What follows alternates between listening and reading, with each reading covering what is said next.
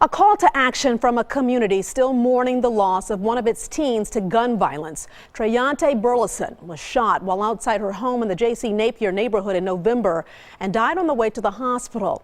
She was just 14 years old. Today, her basketball team hit the hardwood for the first time without her. Here's News Channel 5's Jonquil Newland.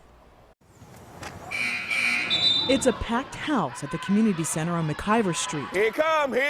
Red against blue. Time out. But every player wears a bit of purple. On Saturday mornings, Treyonta was right here. Before the game, headbands with the initials TB and embroidered angel wings are handed out to each player. Lady Cougar! All right, let's go. During this game, the memory of Treyonta Burleson weighs heavy on the hearts of her former teammates and coaches. Come on, Jack. Perhaps more than most for Coach Daryl Elliott. I met Treyonta before she was 5 years old. Before her death, Treyonta was heavily involved with Nashville's Youth and Encouragement Service.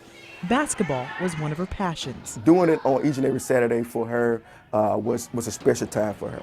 When Treyonta wasn't in school, she spent the majority of her time with the Y.E.S program. Sadly, the day she was gunned down in her neighborhood, the Y.E.S program was closed. We had just saw her on Monday. The kids were out of school on Tuesday because it was election day. That afternoon, what started as an argument on social media turned into a homicide investigation. Treyonta, just 14 years old, was shot twice in the chest. She passed before making it to the hospital. Treyonta was more than just Treyonta. She was a big sister to her brothers and sisters. She looked after them. She was also just a kid in the neighborhood who just wanted to change the neighborhood.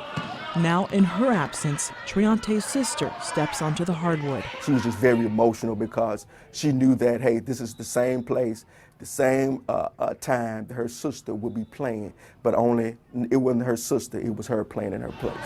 In the game of life, tomorrow is never guaranteed. Now, there you go. But the game must go on.